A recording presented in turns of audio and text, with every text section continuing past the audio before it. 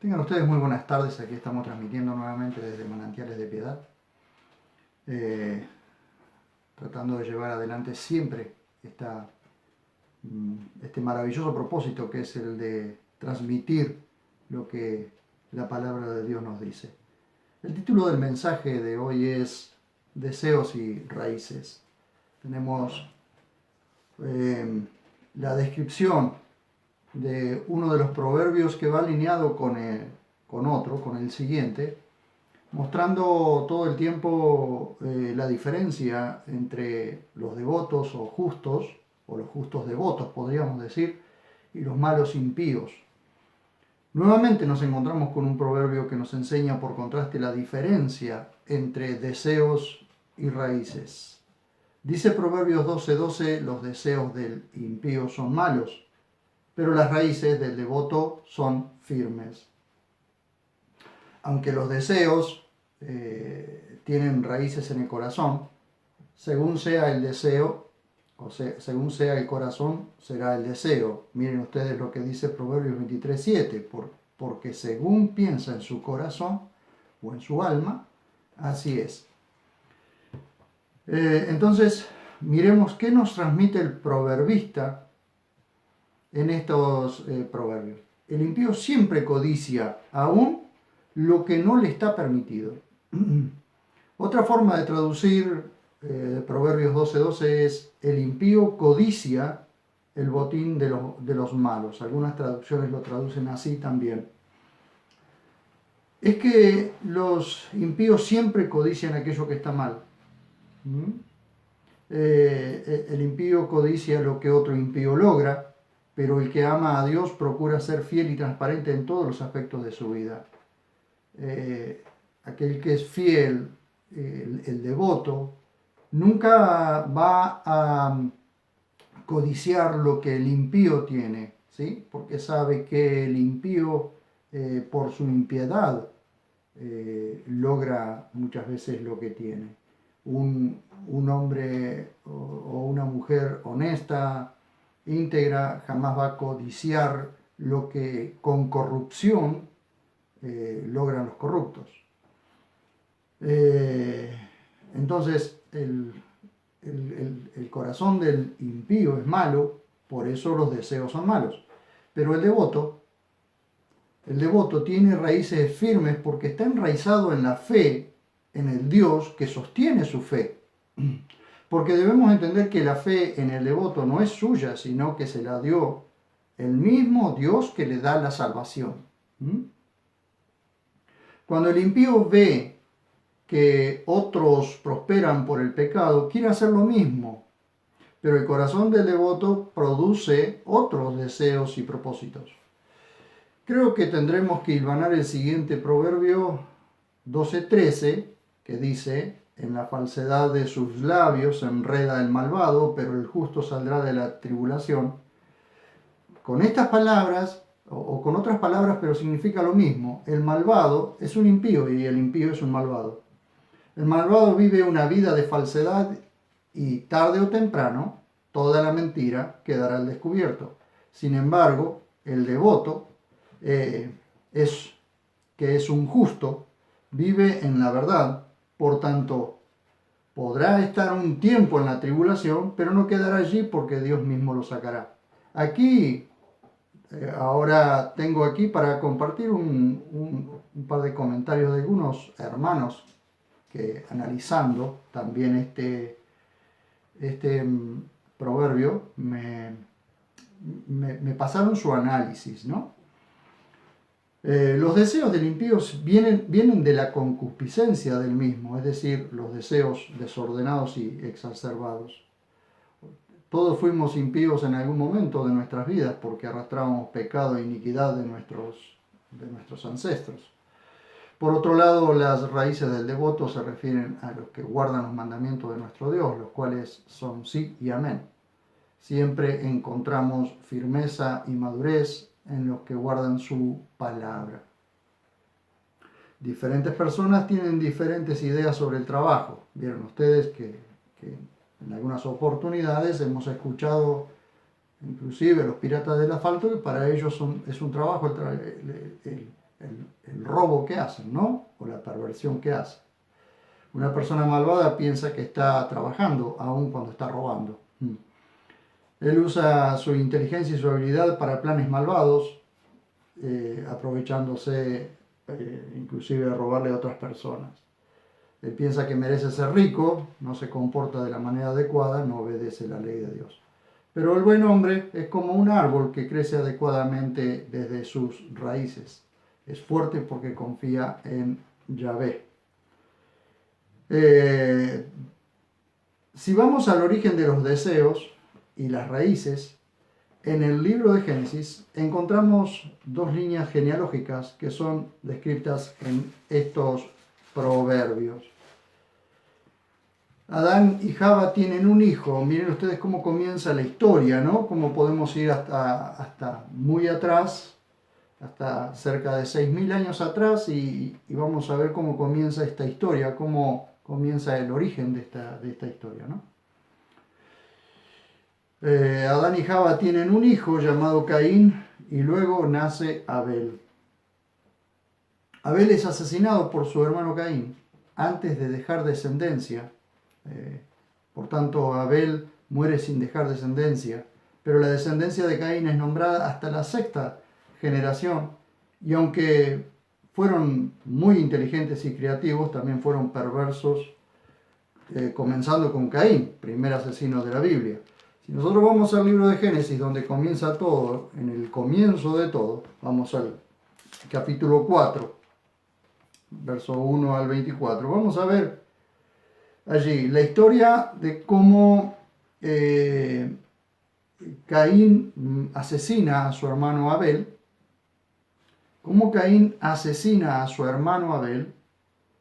y cómo Abel, por supuesto, muere o es asesinado sin dejar descendencia, pero en su lugar Caín sí deja descendencia. Pero aquí nosotros en las Escrituras vemos la descendencia de Caín solamente hasta la sexta, o está nombrado o mostrado en la Biblia, solamente hasta la sexta generación. Vamos a ver, por supuesto no lo voy a leer todo, pero sabemos lo primero que vemos en el capítulo 4 es cómo Caín asesina a su hermano Abel por causa de su enojo, su ira contra su hermano, porque Dios aceptó la ofrenda de Abel, que tenía que ver con un sacrificio diferente a lo que Caín ofreció. Pero no ese es el caso de lo que quiero ver ahora, sino la descendencia de Caín, que nos muestra lo que Proverbios 12:12 nos dice. Dice, y salió Caín de la presencia de Elohim y se estableció en tierra de Nod, frente a Edén. Dice, y conoció Caín a su mujer y concibió, y Dios dio a luz a Enoc. Ahora bien, hasta allí parece como si no hubiese nada extraño, nada raro. El problema es que ya allí comienza la perversión de este varón. Miren ustedes, dice, estaba edificando una ciudad y llamó la ciudad por el nombre de su hijo Enoc. Es el tema de las comunidades, familiares, estaba bien. Ahora, las grandes ciudades nunca fueron el plan de Dios. Las grandes conglomeraciones o las metrópolis nunca fue el plan de Dios, porque la gran cantidad de gente que se concentra en un lugar, pero cuántos lugares o cuánta tierra desierta que hay, cuando Dios dijo que fueran por toda la tierra y la fueran habitando, que fueran habitando toda la tierra. Entonces a veces la perversión de aquellos que están diciendo que hay una sobrepoblación, el problema en realidad es que hay mucha tierra sin cultivar, mucha tierra sin conquistar todavía, ¿no? Y por supuesto, Sí, algunos me pueden decir, bueno, pero hay muchos lugares que son desiertos. Sí, también el pueblo de Israel conquistó lugares que eran prácticamente desérticos y hoy lo han hecho valles fértiles. Así que con con la, con la tecnología que hay hoy, tranquilamente se pueden conquistar los lugares más desérticos. Porque también siguiendo siempre aquellas cosas que Dios nos dice que tenemos que hacer, es así como Dios también nos va abriendo camino y proveyendo. Porque en la obediencia a Dios es donde está la provisión también. Ahora dice, a Enoc le nació Irad, e Irad engendró a Meujael, y Meujael engendró a Metusael, y Metusael engendró a Lamec. Esta parte parece aburrida, pero miren ustedes lo que sucede. Dice, y Lamec se tomó dos mujeres, ¿sí? Ya Caín había sido el asesino, el primer asesino. Ahora Lamec es un polígamo, porque ahora él se toma dos mujeres, así que polígamo y adúltero. Entonces Lamec se tomó dos mujeres, la primera llamada Ada y la segunda Sila. Y Ada dio a luz a Jabal. Este era el padre de los que viven en tiendas y crían ganados, ¿sí? Bueno, allí vemos el oficio de esta persona, o este descendiente de Caín, hijo de Lamec.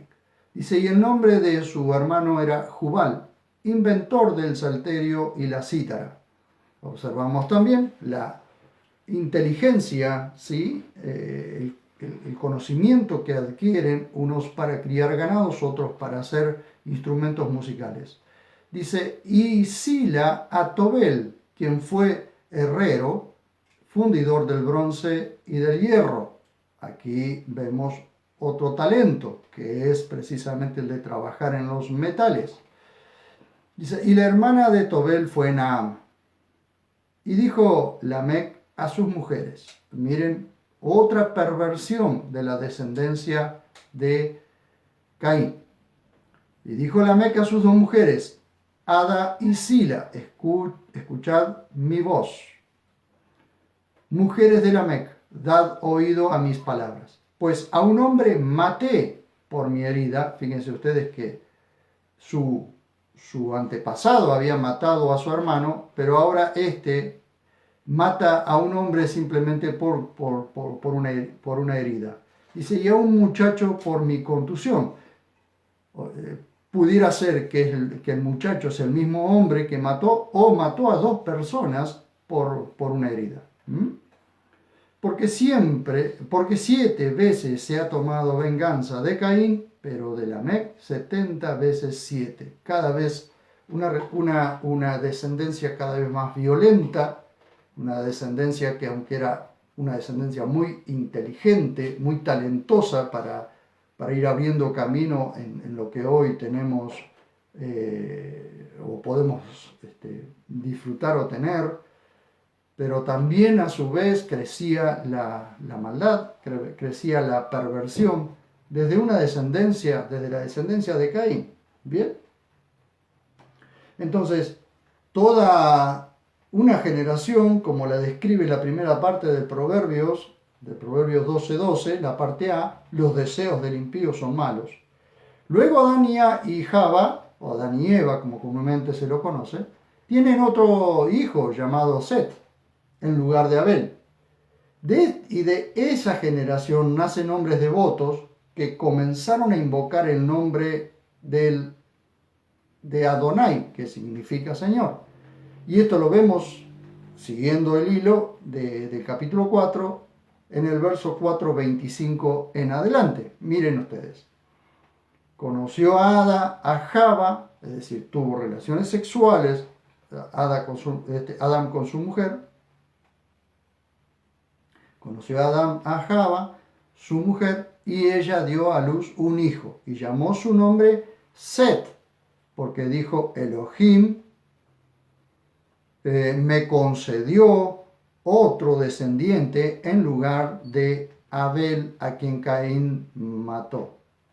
El dolor de una madre, el dolor de los padres de que un hermano había matado al otro, continúa, sin duda continúa, pero son consolados porque nace otro hijo llamado Set. Dice, y a Set le nació un hijo y llamó su nombre Enos, y se comenzó a invocar el nombre de Adonai, es decir, el nombre del Señor. Allí tenemos una generación devota que comienza a invocar el nombre del Señor, a tener presente el nombre del Señor, ¿sí? Claro, no tenemos presente cómo lo llamaban en ese momento, pero sí tenemos presente que se invocaba el nombre del Señor, ¿sí?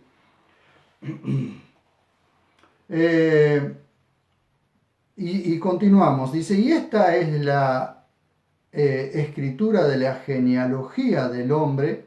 El día en que Elohim creó al hombre, lo hizo a imagen de Elohim, macho y hembra los creó y los bendijo y los llamó Adán. Y los llamó Adán, es decir, hombre, como ser humano, el día en que fueron creados.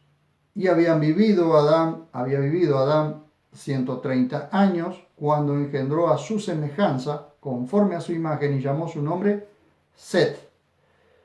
Y después de engendrar a Set, los días de Adán fueron 800 años y engendró hijos e hijas. Esto también da respuesta a cómo nació la humanidad o cómo se fue multiplicando la humanidad. Es que Adán y Java tuvieron muchos hijos e hijas y al principio se unieron entre ellos. Al principio no era tomado como es tomado hoy, como el pecado de incesto. ¿Por qué? Porque era la forma en que se multiplicaban en aquel momento. O sea, en un principio no era tomado, en un principio era necesario así, hasta que las generaciones se fueron multiplicando y ya no era necesario unirse entre parientes muy cercanos. Y fueron todos los días que vivió Adán 930 años y murió. Y así seguimos viendo allí en todos estos versículos. Por ejemplo, dice, y había vivido Set 105 años cuando engendró a Enos, y vivió Set después de engendrar a Enos 800 años, y engendró hijos e hijas, y se sigue multiplicando. Pero aquí tenemos nosotros una línea, y eso lo podemos ver un poquito más adelante. En el verso 21 dice, había vivido Enoc 65 años cuando engendró a Matusalén, y después de haber engendrado a Matusalén, Enoc caminó con Ja Elohim 300 años y engendró hijos e hijas.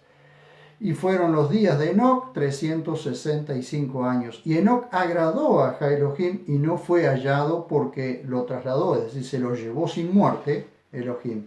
Dios se lo llevó sin muerte. Había vivido Matusalén 187 años cuando engendró a Lamec, este es otro Lamec, de la genealogía de Set. Aunque el nombre es el mismo, no es la misma persona que el descendiente de Caín, que fue un perverso. Y así van transcurriendo casi 1000 años, ¿sí? Hasta que llega un hombre.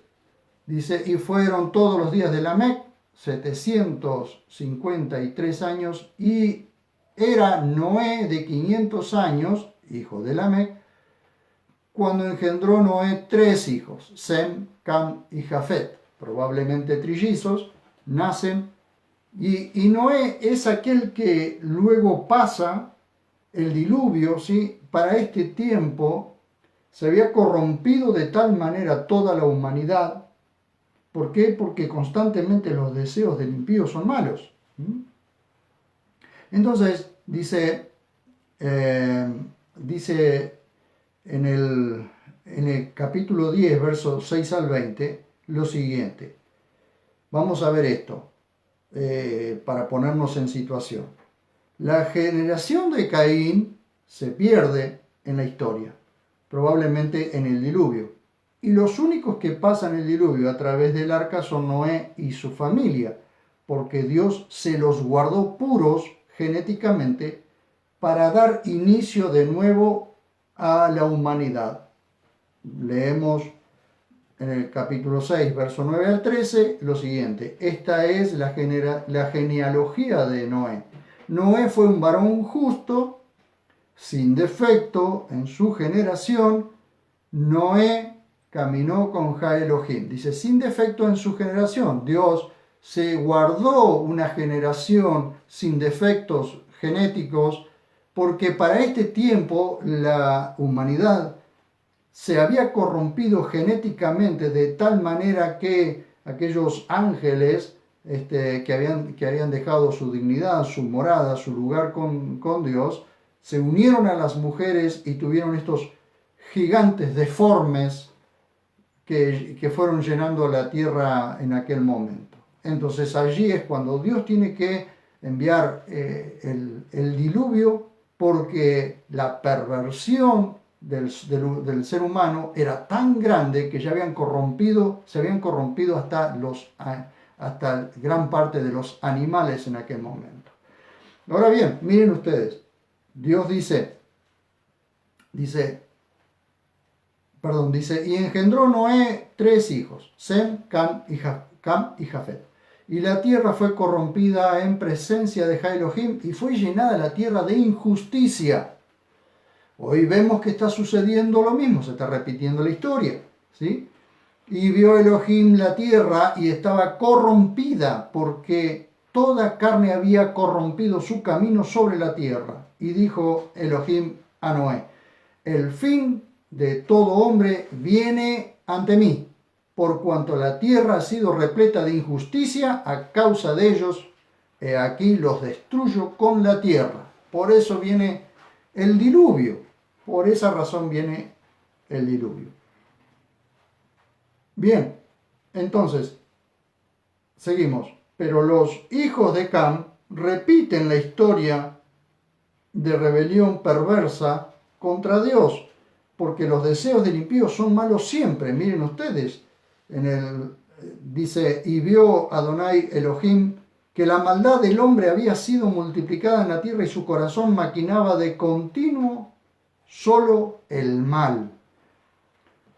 Dios destruye, ¿sí?, todo lo que había en aquel momento y solo se salva Noé, su esposa, sus 3 hijos y sus 3 nueras, cuando Dios le manda a fabricar el arca y en ese arca suben todos los animales escogidos de 2 en 2 y así es como viene el diluvio y el diluvio destruye todo lo que estaba fuera del arca. ¿Bien?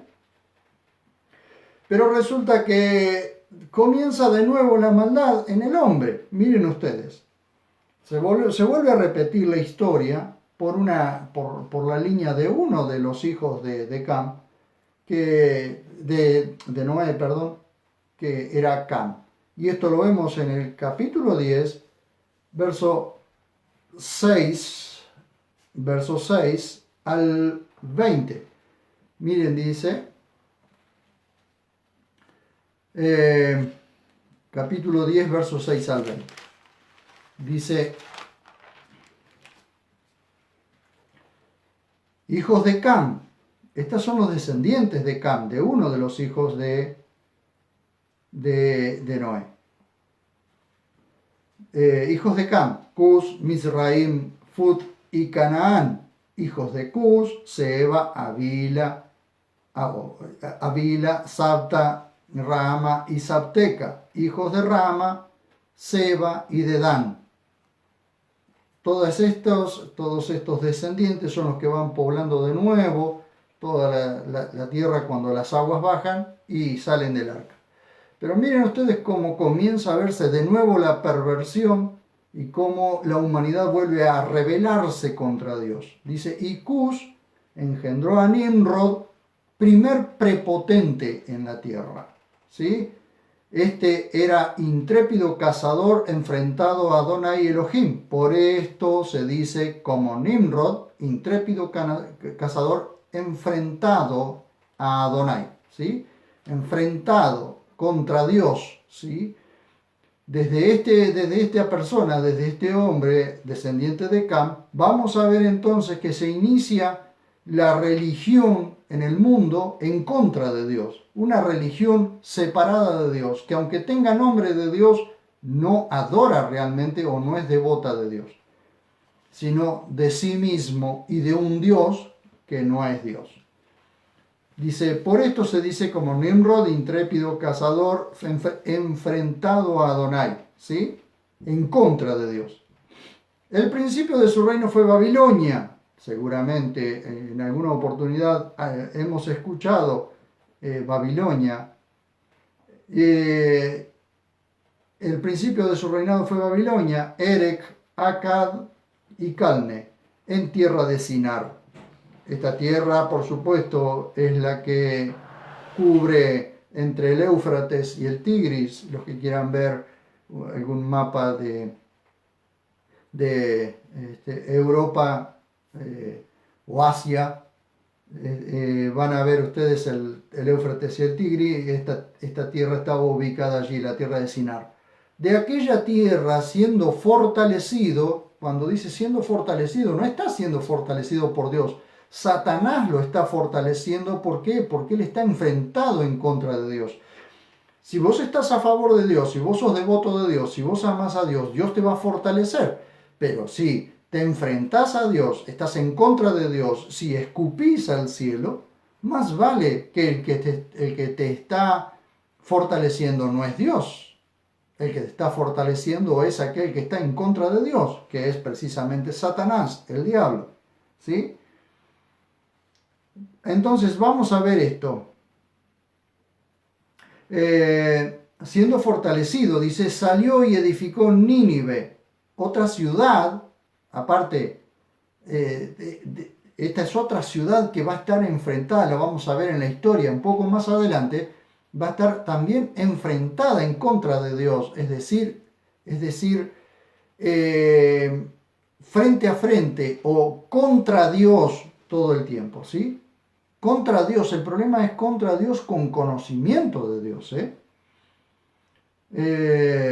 edificó Nínive, Rehobot, Ir, Cala y Resem, entre Nínive y Cala, que es la gran ciudad que años después Dios mandó a Jonás, al profeta Jonás, a predicarles y anunciarles que iban a ser destruidas en 40 días si no se arrepentían. Y aquella ciudad sí se arrepintió en aquel momento, ¿sí?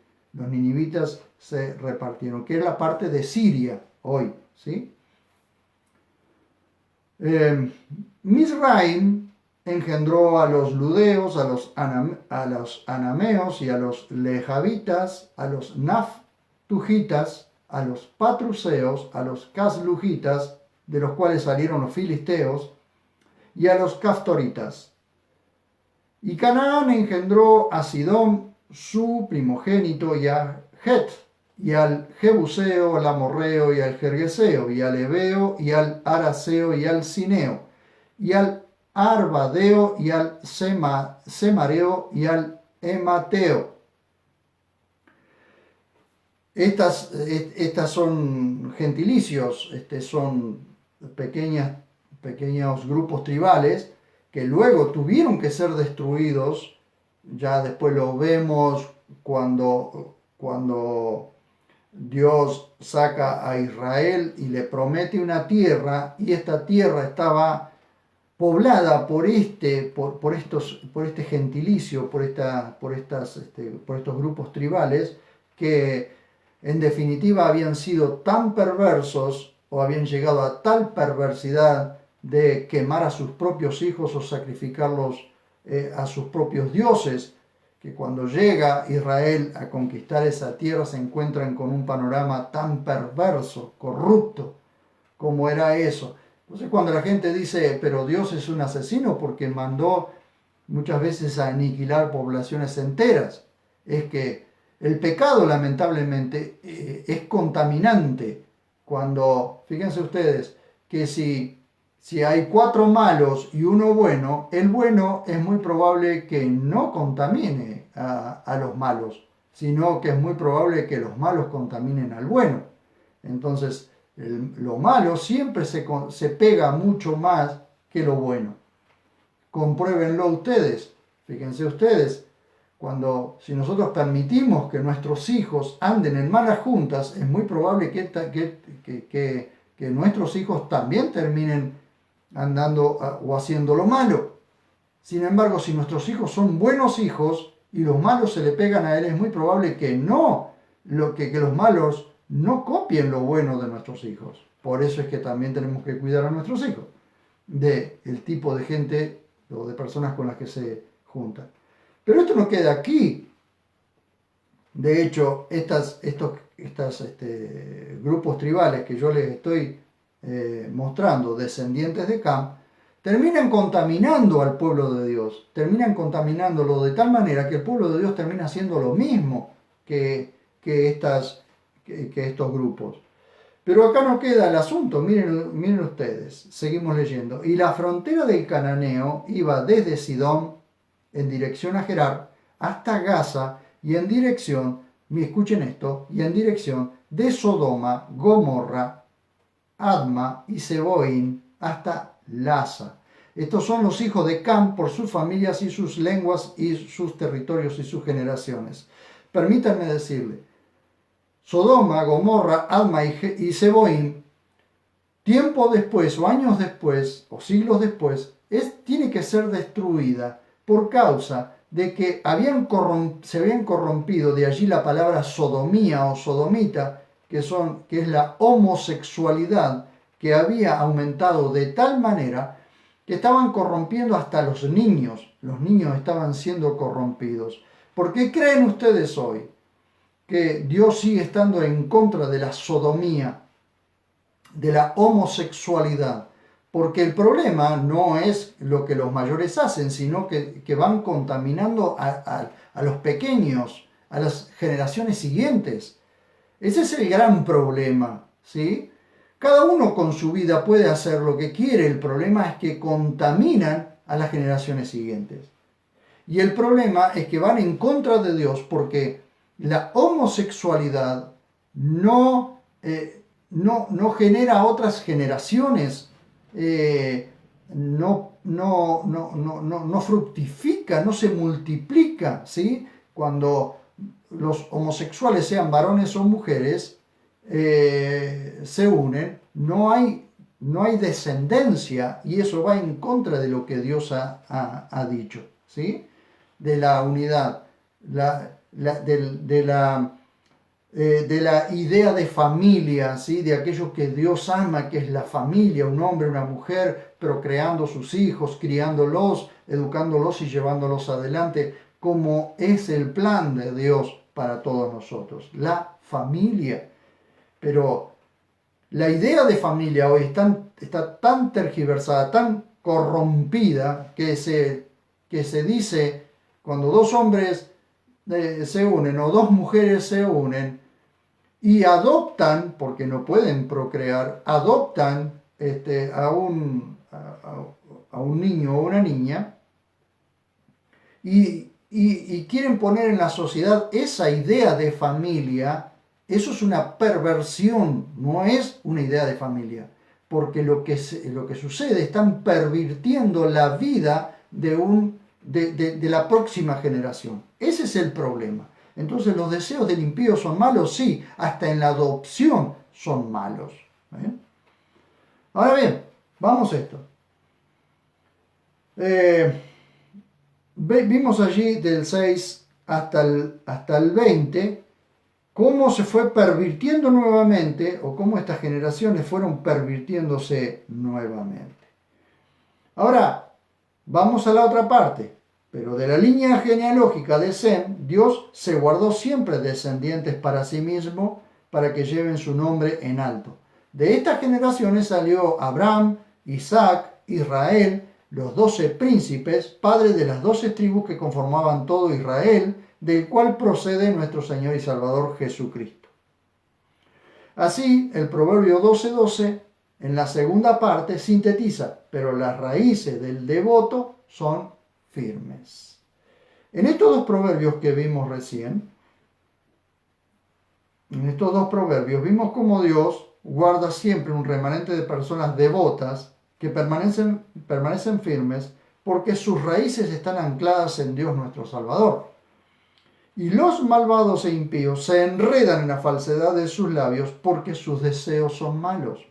¿Ven ustedes? Entonces, volviendo a Proverbios 12, vamos a ver entonces allí que estos dos proverbios son encerrados, estos dos proverbios compactan toda la idea de el origen de los deseos y de las raíces.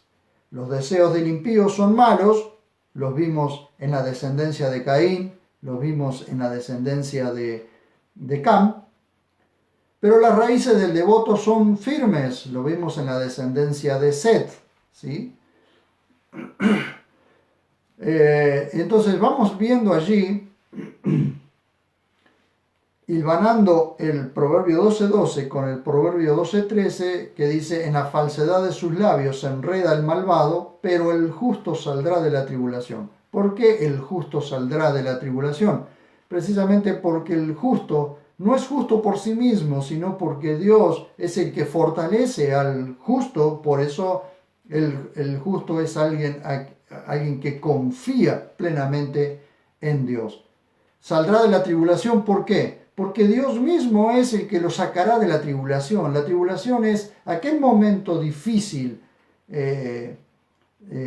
amargo, quizás complicado que vive una persona, pero es Dios el que lo fortalece para salir de esa tribulación. La tribulación es un tiempo de trituración de nuestro ego, que hace que nosotros ya no dependamos de nosotros mismos y de nuestras fuerzas, sino que comenzamos a depender de Dios, porque entendemos que si Él no nos saca de esa tribulación no podemos salir.